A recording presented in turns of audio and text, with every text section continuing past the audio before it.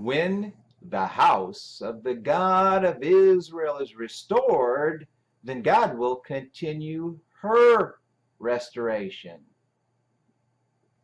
Restoration of Israel shall continue, says the Lord God of Israel, when my house is restored.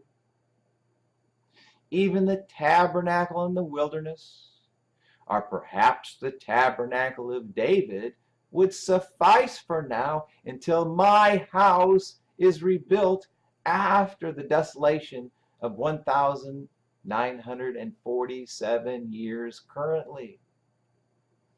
O Israel, rebuild my house, first of the tabernacle, and then I shall continue Israel's restoration much greater than ever before. I shall restore your children, your tribes, your heritage, your lands in beginning. Then I shall restore myself unto you, my peoples, my children. End of message.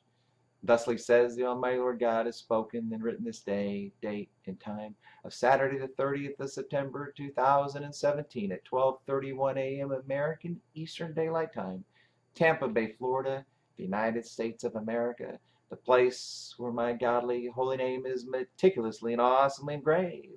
Published for Wednesday the 23rd of May 2018.